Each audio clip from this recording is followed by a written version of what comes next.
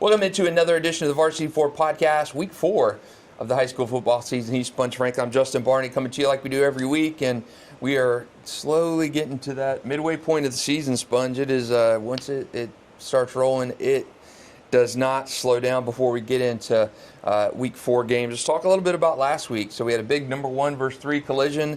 St. Augustine, 40-35. That was one of the I had a good week in predictions. 33-4 of my record predictions. Good job, buddy. But that was the one I missed. So I predicted a 6-point Bulls win, and it was actually a 5-point St. Aug win. So really impressive game for St. Augustine. Brenton James, to me, looked fantastic. He looked really good. I like that was my first really getting eyes on him.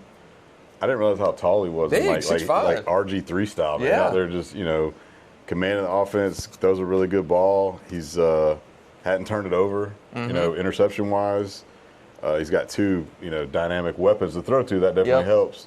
But that majorly impressed with St. Aug and the way they came out. And like I say, it was one of those games where it kind of could have went either way, or who had the ball last, that type of scenario, situation.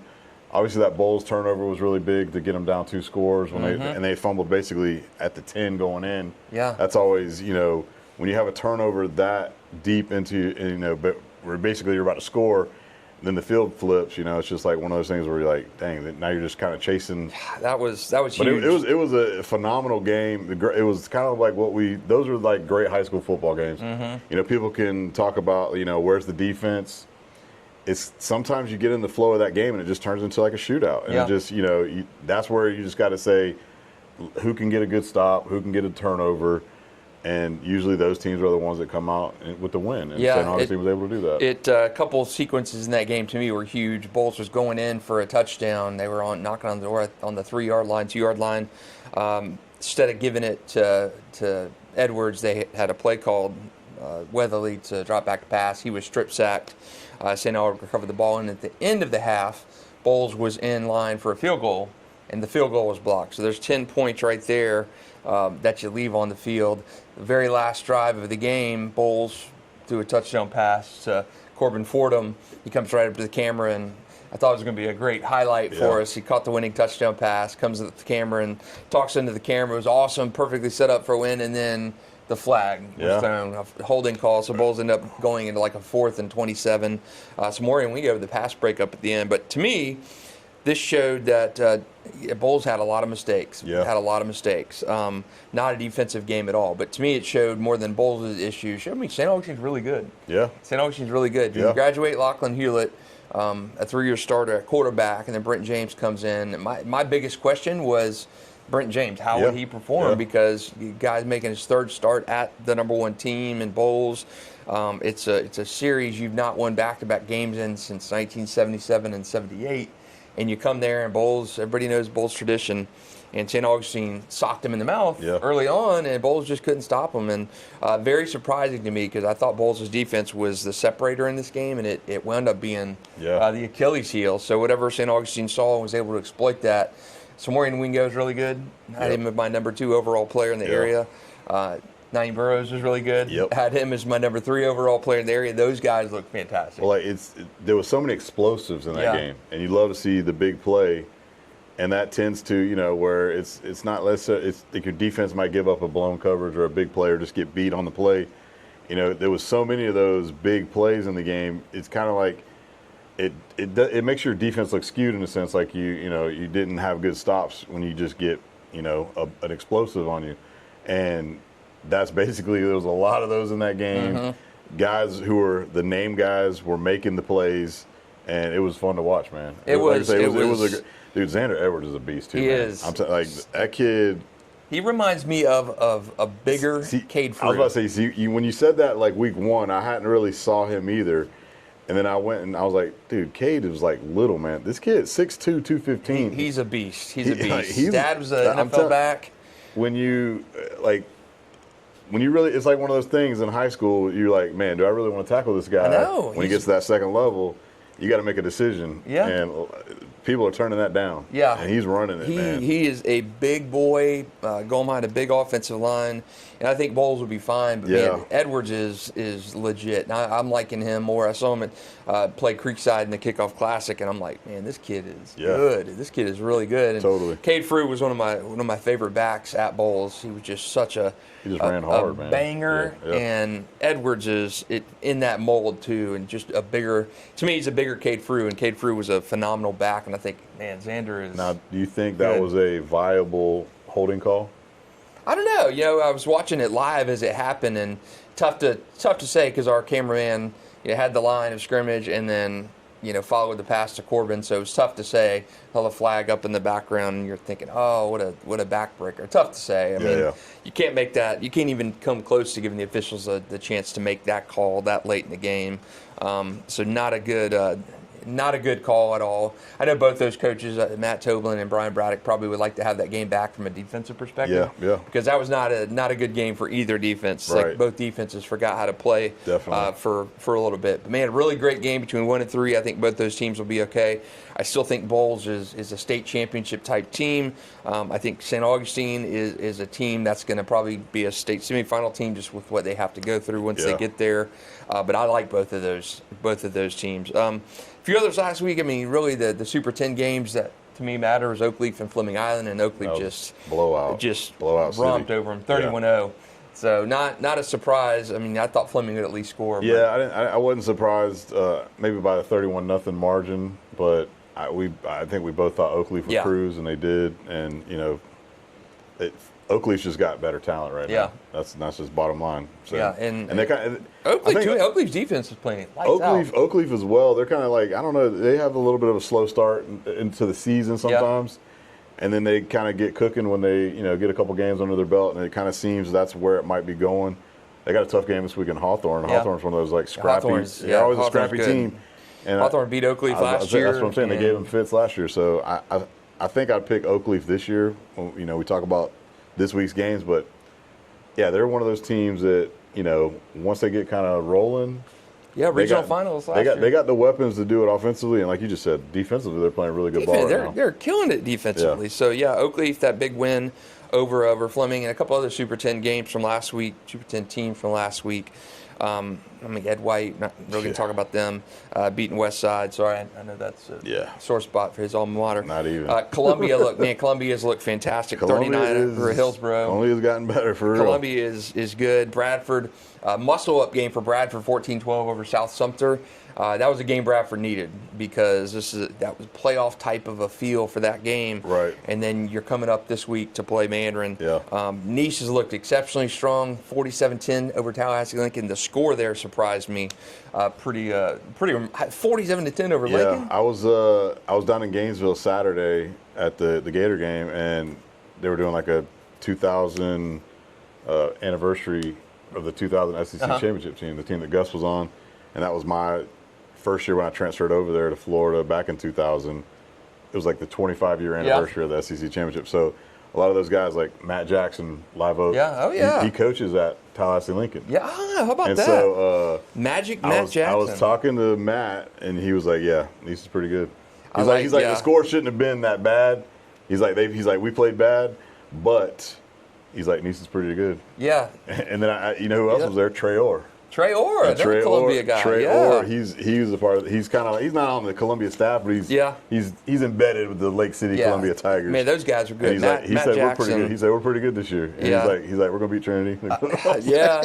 That's coming up in a couple of weeks. Yeah, Matt Jackson was phenomenal at Swanee. Yeah. First state championship games I covered were in '99, I believe, and. That's when Trinity made it and played Frostproof. Yep, and right before that, lost. Glade Central played Swanee and took the boot to tail on that one. And Matt Jackson was on that team. And that was Matt Jackson was a really good player for Swanee. Yeah, no, it was super cool because I also got to see Lido and Jabbar. I hadn't seen someone so that was like the local OJ was there. Yeah. So we had the Jacksonville connection, and it was just reminiscing on old times. Yeah, that was like I say, you think back to, obviously that was probably one of the greatest Reigns teams of all time, that won that state title with Lido and Jabbar. Yeah, 97 Reigns team. We had that in our Throwback Thursday last week. Reigns 15-0 season. And what a season that was. I still get goosebumps watching those highlights because that was just such a fantastic time. Any other games surprise you last week? Not really. Those were like the main ones. Obviously the Super 10 games, who had, any kind of like we talked about, the schedule wasn't as meaty as this week. This week's got Yeah. some pretty good potential big games. But, yeah, everything kind of went according to plan, and we knew that obviously the headliner was that Bowls game. Yeah. And that one lived up to the hype, and it was a really good ball game. So hopefully the games this week will also, like, there's some good matchups this week. Yeah, there are. So before we get into this week, how about I gotta throw some love over to Nassau County. Teams out there are having a phenomenal season. There's 4 schools there: West Nassau, Yeah. Fernandina Beach, Hilliard, and Yulee. All of those teams, 3 of those teams are undefeated. Fernandina undefeated, West Nassau, Yulee undefeated. Hilliard's 2-1. That's a great stretch for those guys. Yeah. The first time in Nassau County history that 3 of those teams have been undefeated this late in the season, and all those teams having really, really good runs. I had a chance to get out to 3 of those schools this week. In this clip here, you're going to hear from Yulee's Kyle Dougherty, and then we're going to hear from Blake Willis at Fernandina, and then we're going to hear from Gunnar Cox over there at West Nassau. Really good to kind of spotlight those teams, because what they're doing out there is really remarkable, and I think 2 of those teams in West Nassau and Fernandina Beach have a chance to play for state championships in the Sunshine State Athletic Conference. Let's hear from them real quick. Just their willingness to be better, just their willingness to be better and compete. That's all they want to do. They just want to come out here and get better at football every day. So the environment's fun, it's competitive, kids want to work hard. That's what makes it easy for us. It makes it easy for us to come out here. I enjoy every single day out here this year, because it's a group of kids that want to get better and want to be coached. I think it's huge. So, I know the second half of the season for us really didn't go that great. We had a bunch of injuries. The weather was crazy. We were it wasn't too great. But something just sparked with us that first round of the playoffs. And we beat West Nassau, and we made it to the championship game, and that didn't go as well for us there. But I know taking that momentum into the offseason was huge for us, and we're trying to keep it going through here, obviously, for this first part of the season. Got a big game this week, so hopefully we'll keep it going. I think right now we're just a little bit more focused.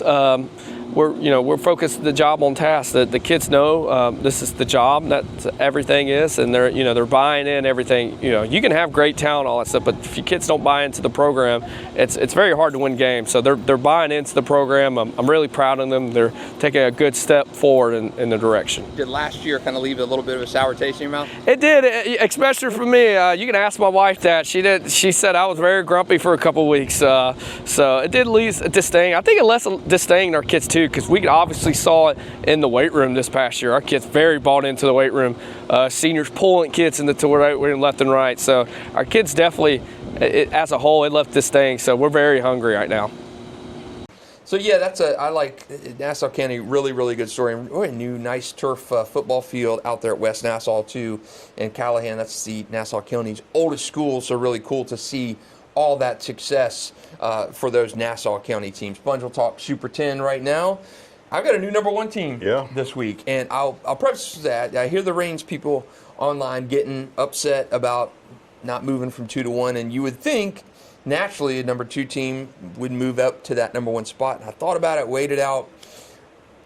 I think Reigns is, if they're not the best team in the area, they're 1B. I mean, I think Bowles is still there. I think St. Aug is still there. I think Maynard has got a claim to it. Yeah. And I think Reigns is there. I think I would probably say Reigns is 1B if they're not 1A. But I have a hard time right now with the competition that Reigns has played. Yeah, They're 2-0, and they've destroyed both teams. But one win was against Sandalwood, 77-0. And the other one was against Trinity, 48-14, or 48-14. 48-14. Beat them pretty handily. Both of those teams are 0-3 to start the season, and they've lost now combined 27 straight games. So it's tough for me to look at objectively and say Bowles, Reigns, Oakleaf, Bradford, St. Augustine, and with the schedules that all of those teams will play, Columbia, and move Reigns up to number 1. Even though I do think Reigns has a case for being the best team, Sure. they very well may. Totally. You can't tell with what they've done so far. That losing that Miami Central game off the schedule was killer, because that's by far the most difficult test of the season. Yeah, if they would have played them and won that game, that's easy. Unquestioned, they're exactly, number 1. Exactly. But you can't look at what Reigns has done schedule-wise so far and say they're the best team in the area, because you just haven't had the body of work to do it. Yeah. And I just can't conceivably move them up in good conscience to number one, having played. I mean, Bowles has played Monarch and St. Aug. St. Aug has played a solid Menendez team, and then Bowles and Palac. I mean, they've played better competition all across. Even Bradford's played South Sumter, Baker County, Denellen. So Raines' schedule has been even like a team like Nice. Yeah. Hey, we're 3-0, you know, Yeah. and they played some pretty decent teams. But Raines' schedule so far. yeah, I agree that they're one of the best teams. Yeah, and here's the unquestionably. thing. This is what always happens in rankings is, you know, it's early still, and it's going to play out. Yeah. And you know, if like I'm in agreement with you too, is if you're the number 3 team in the area and you beat the number 1 team, yeah, you're probably going to leapfrog and jump the number 2 team just off of sheer like you just beat one of the top teams in the city. Unless the number 2 team had Right. kind of combated that and said they played. If that would have been a 3-0 Trinity or undefeated Trinity team, that this is not even the same Trinity teams that I've been a part of that I've seen. This is like a shell right now. We need to regroup over there on Hammond Boulevard, but you know, and then Sandalwood. We've talked about Sandalwood. It's a joke in a sense. So yeah, you haven't. I'm trying to think of like if you can't even say Riverside right now. If you had them on the schedule, if you would have beaten a Mandarin or one of these other teams in the top 10 on the schedule, like again, now you got Lake Mary this week, so that'll be a great test. And even Lake Mary as one of the teams that we thought might potentially be a state power just got drugged by Lakeland. Yeah. You know, so like that. Like, not to say that now that win's we're not going to poo-poo that win either, because that'll be a nice win That'd for be sure. a great win. So that's where then you can evaluate and say, hey, 3 or 4 weeks from now, if you keep beating teams 77-0 and 48-14, then we could talk about that. Right. You know, we could. I just don't. And this I think goes to a bigger problem with the scheduling component of this. If you're Raines, now I know the Miami Central game that was out of Raines' control. They put an unbelievable opponent on the schedule, and they didn't get to play it for other reasons, not Raines. Nothing to do with Raines. Yeah. But man, these gateway teams, you've got to, in my opinion, and it goes to a greater dimension. If you're Raines, I don't want to play Sandalwood. If you're Mandarin, I don't want to play. I mean, these games do nothing for you. And I know Gateway, you're locked into having to do this, but there's got to be a better way. Yeah, because it does Raines no good to play Sandalwood, and I'm going to beat this drum forever. Mm-hmm. As long as you're locked into playing these games, these bad opponents, these opponents that should not be playing, in no way, shape, or form should Sandalwood be playing Raines. Sandalwood should be playing the Fletchers, the Atlantic Coast, that second cut of teams. And right now, and for the last couple of years, it's been Mandarin and Raines in their own category in Duval County. Then you've got the next cut, Ed White, Fletcher, those kind of guys, and then Riverside until this year. And then after that, it's just not good quality football. Teams that are rebuilding, don't have the bodies. I was talking to a player's coach or a parent of a coach out at West Nassau this week, and we kind of discussed, why there are 17 teams in the Gateway, and there's probably 5 to 6 that have legitimate idea of what's going on, and you can run out a competent product on the field. The Fletchers, the Ed Whites, those guys, Mandarins, Raines. But other than that, you're in this perpetual state of rebuilding, and those teams should not be penalized in a sense by having to play the Raineses and the Sandalwoods. I think Raines and Mandarin and the Fletchers of the world would be so better served by having to play different teams. Maybe cut that gateway requirement. I know why they do it. Raines isn't even playing Mandarin this year, right? No, they're not. See, that's what I'm saying. That should be a game. That should be a game. I don't want to see Raines and Sandalwood or Mandarin and Sandalwood. I'm with you. Guess what? Sandalwood really doesn't want to play them right now either. Yeah. They'd rather play somebody else that is kind of on their level. And that's where it's hard to differentiate in a sense, because, I guess it's just the old thing of just the old guard of like Sandalwood is in this class and they just play. Yeah. That's just the way it is. But you have to conform and change. Yeah. You know what I'm saying? Like, and then you have to like kind of understand that like certain teams aren't going to be the same team, every couple years. Whereas like now, Raines, Mandarin, all these teams, Fletcher, they've built a program now, Yeah. and there's a standard to where we know they're going to be highly competitive. They're going to be one of the better teams in the area, and they should compete with. Like, I don't know how you do that to like basically say, well, you guys can't play over here. Like, Yeah. It's weird, but how many teams are in the Gateway? 17. Yeah, see, that's too many. Like, they need to cut it in half or something. I don't know. Yeah, Like, it's just not. It's not good for any of the teams. And I love what this is my other half of the conversation with the guy in Nassau County. I love what Paxton, Stanton, West Nassau, Fernandina Beach, those guys went into the Sunshine State they realize Conference because it's competitive there. You're playing like programs, Exactly. and you have a chance Yeah, to compete for if Sandalwood something. was in that, they would probably bang with those boys, and they might be winning. Yes, and that would be better for them in a sense. I just don't understand. Is it a pride thing? You think they don't want to put them? I mean, Maybe. but I mean, would you rather go bang against like a Stanton and a Paxton and maybe 100%. win, or go get beat 70-0? Yeah, absolutely. That's I think it's better for the kids. I think West Nassau is having a heck of a season now, Yeah. 4-0. Fernandina Beach played last year in the Sunshine State Championship game. I think both of those teams are better this year than they were last year and have a chance to get down there again. Sandalwood is never going to be able, in the current setup, never going to be able to compete with Mandarin or Rains, how it is currently constructed. You've got to get back to a baseline before you can do that. That's why if you're Wolfson, get out of a district and go play with Paxton and Stanton. That's not an easy way out, because you're still going to have to bang with teams in the SSAA. That SSAA, we're not talking the Sunshine State 5 years ago when the fraction of the teams, and it was almost a shortcut. We're talking membership has growing. I mean, Frostproof is in there now. Frostproof beat Trinity for state championship. Yeah, Frostproof is back a name. in the day. They're a small name. Multi-time state they're champion. a name school. That's a name school. Like they're just small. Yes, they're a multi-time state champion, FHA state champion. So I think it would be fantastic, and it would benefit the teams, the West Sides of the world, the Sandalwoods, to go and explore looking at doing that, because you're just not constructed right now. And I remember having this conversation with Adam Geis years ago when the FHA introduced the scheduling type of you're assigning points to opponents and opponent schedules and all this stuff. Yeah. If you're a gateway team and let's say Range, for instance, you have teams, Sandalwood on the schedule. Say Sandalwood goes 0-10 again, which I don't think they will. But you're going to get penalized for playing that game, because you need to hit a quota for the gateway. So I just think it would be better suited for everyone to. And I know with the gateway provides incentives. You're playing gateway teams.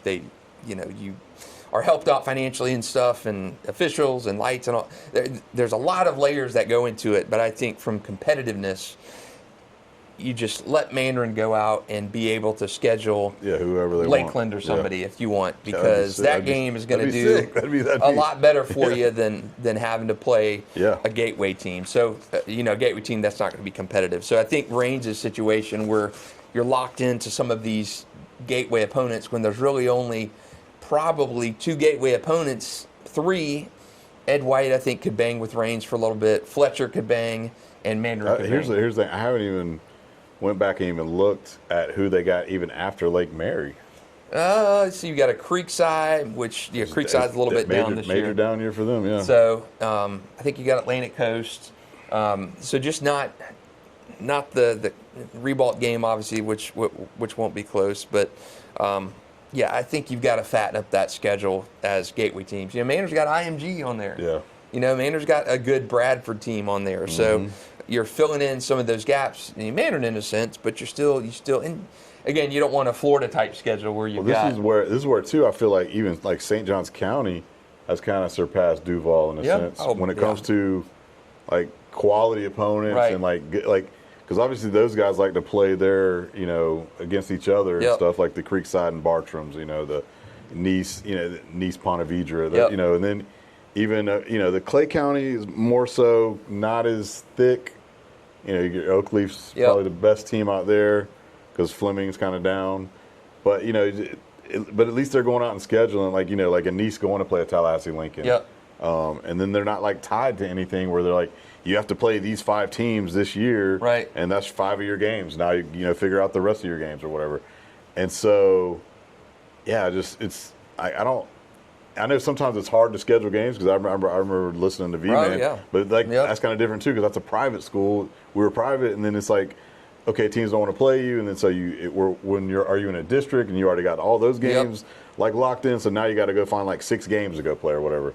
And I remember, some of those stretches, we were in Tallahassee 3 times in the year. Yeah. We wanted to play Lincoln, Godby, whoever else. Columbia too on the way out there. So it was always tough trying to schedule those games, and I mean, it makes it easy for gateway teams. Like, well, you're just going to play these teams. Yeah. But it makes sense from travel, from you got built-in opponents already here. I get it.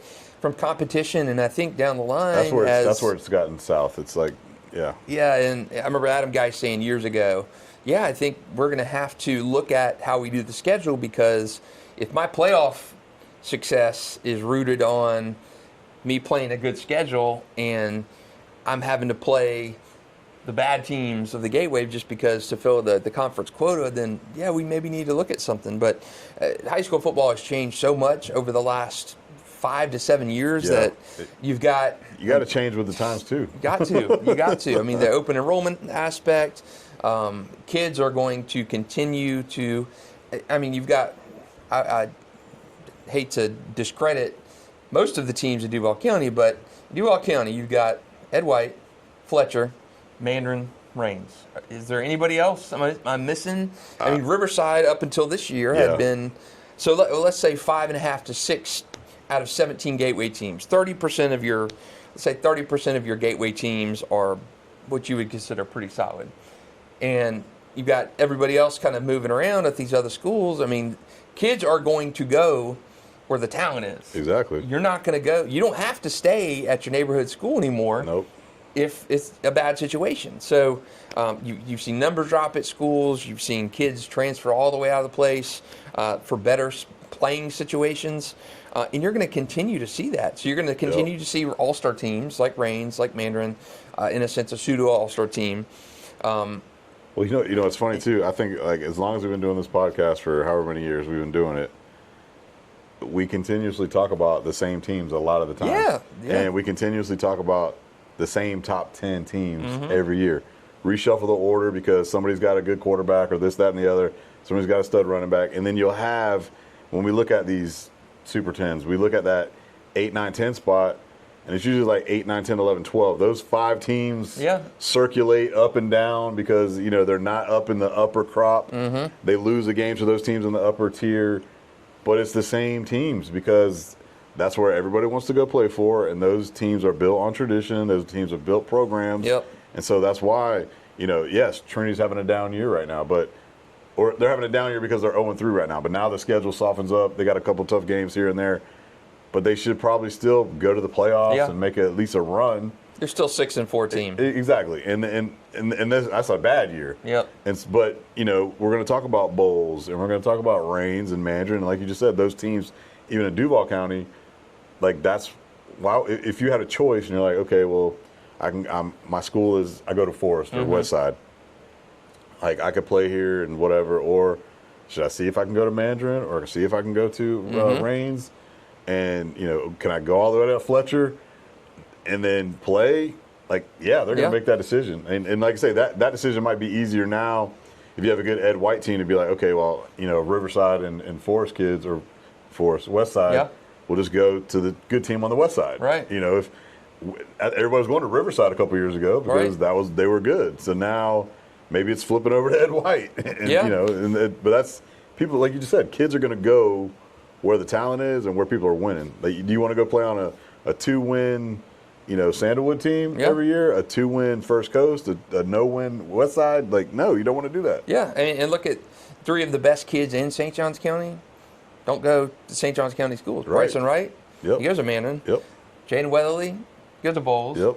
Asher Gitto goes to Bowles. Those kids would be at other schools in St. Johns County if you still had those, requirements to go to the public schools in your zone. So I think the best kids will always find a spot to go to, and kind of, I mean, that's kind of the survival of the fittest in a sense. But the other schools is where I'm talking about, where it really hurts. I mean, the Bowls is always going to get them, but where it thins out is some of these other pockets of schools, which I think why the gap has gotten so wide. I mean, there's a big gap between the Mandarin and the Ranges of the world and the next cut, which is Fletcher, Atlantic Coast, and those guys. Yeah, Ed White, those kind of guys. Right. And then the gap from that second tier to the bottom tier is, it feels like the Grand Canyon. Drastic. Grand Canyon, because look at White and West Side. White is in that second tier of the Gateway. Yeah.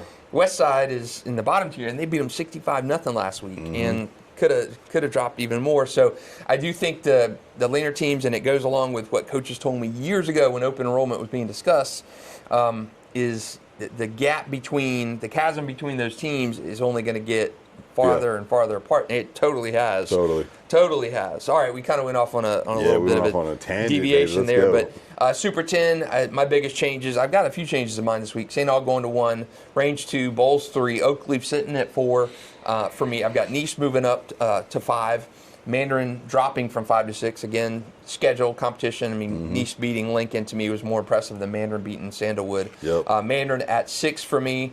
At number 7, I've got Bradford.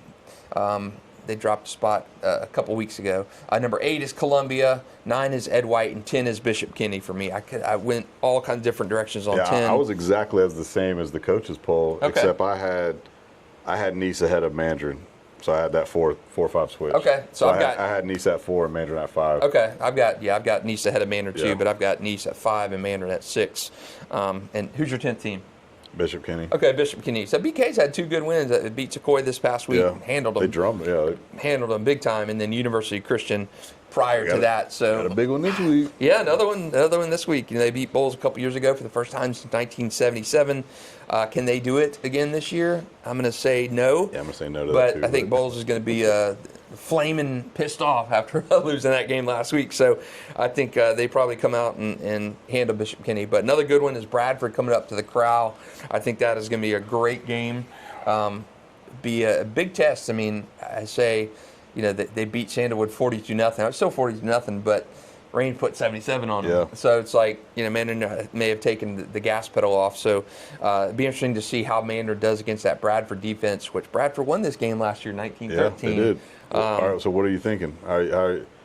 What's your temperature I'll probably test pick right Mandarin now? in this game. I'll probably pick Mandarin in this game just because I think their offense is. Do they win? Do they win a tight one, or do they win it comfortably? I don't know if it's comfortably, because I think Bradford is legit defense-wise.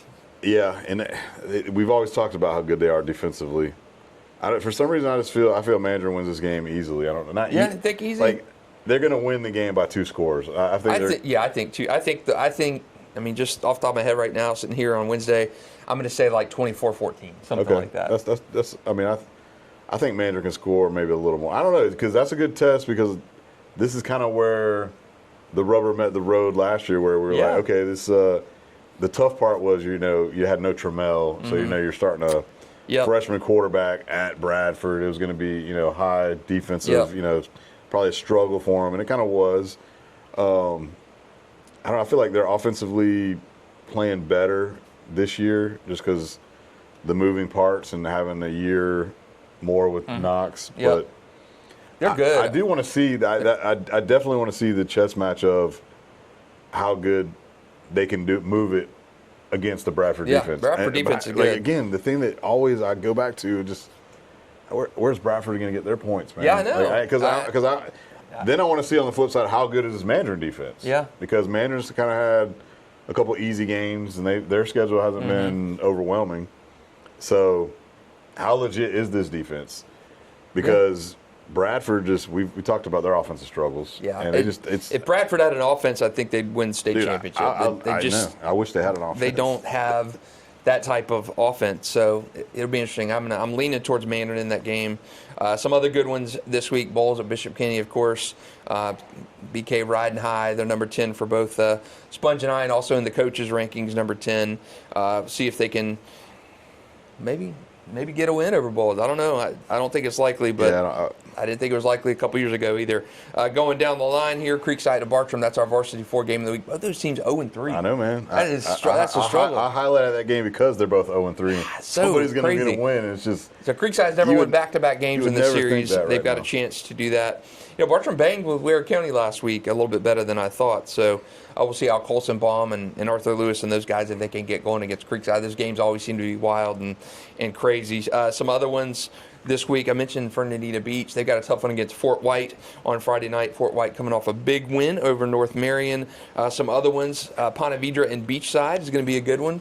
Kind of a chance for both those teams. Eddie Jordan didn't play in Beachside's week 1 loss to OCP, so that's going to be a good one. They had a banger last week too, right? Yeah, against Menendez. Yeah, it was kind of close. Yeah, it was close. Yeah, close. Yeah, see, I don't like that, man. They should be. I don't know. Yeah, it's been a different kind of year. Another good one I like is Nice going to Fletcher. I like that one. Let's see, Fletcher has felt a little disrespected. They haven't got a lot of respect, but again, haven't played the real heavyweights yet. Like I say, you get a win and knock Nice off after all the teams they've been beating and how they've been beating them. Yeah, you'll be in the top 10 for sure. Yeah, props and to then that on the flip side, can they slow down that Nice team right now? And Nice coming off 47. And Fletcher's got a good defense. I don't know man. I just don't know if they have enough offense. You did it. You spiraled it. You started it like that. What's that? Your prediction that week 1, man. Yeah. You're the Nice. You're the Nice mascot right now. They're like Justin Barney. I know, man. Alive. Just pick against them every week. Pick Fletcher this week. Nice has been cooking, and hey, Fletcher's a good team. They've had a good start. I just don't know if they got enough to slow down Nice and also to kind of keep up with them. Trinity's going to get a win this week. Yeah, I think so. I agree. Trinity will win this week. Rains at Lake Mary. I think I wish that one was here, but that is on the road. That's that's the biggest test until probably the third round of the playoffs for Rains. Yeah. So I think they can slow down Grubbs and the Rams, but they're not going to see another team like that till regional final at least. Yeah. So big test for them. That's really about it in terms of locally. St. Aug going to Riverside. I think Riverside wins that one. I think St. Augustine wins that one easily, handily. Yeah. So, I don't know. It's some good Super 10 games, but I thought last week was a little bit more meatier. Yeah. No, like I say, all of the ones we talked about this week coming up, Mandarin going to Bradford or coming to Bradford or Bradford coming to Mandarin. Bowles BK, that's just a nice little rivalry, even though I think Bowles is definitely the better team. Obviously, coming off of the loss, they're going to be motivated to win that game. Yes, you have a 3-0 in the Nice-Fletcher game, but I do still feel like Nice is playing at a high click right now. Yep. So Fletcher is going to have to play a great game if they want to get that upset. Rains, Lake Mary, definitely had this one circled at the beginning of the year because Lake Mary was one of those potential teams that we talked about. For title. That is, like Noah Grubbs has been, I think we've been talking about him for since freshman year. And it's crazy that he's a senior now. Yep. But he's not having a great season just statistically wise. Now obviously they played Lakeland last week, who's always a perennial power, and Lakeland handled business. Yeah. So I don't know if I don't know if he's lost his weapons. I don't know how good their offensive line. I haven't dove into Lake Mary, but I think I like the way Rains is playing offensively. Yeah, man. Rains is cooking. TJ Cole. I like TJ. He is best offensive player in the area to me. I think in terms of what he does on a week-to-week basis. Offensive player of the year last season.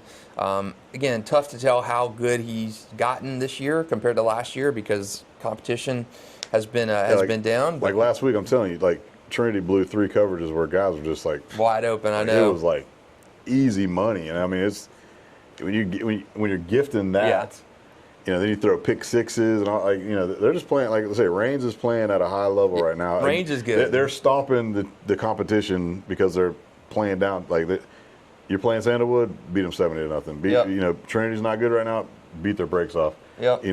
Lake Mary, good competition. Let's see what offensively, I feel like Rains is kind of can do what they want offensively. Right. I'm with you. I think Rains is, again, I think they are probably the best team in the area. it's just hard to say. Yeah, see, if we could be the say.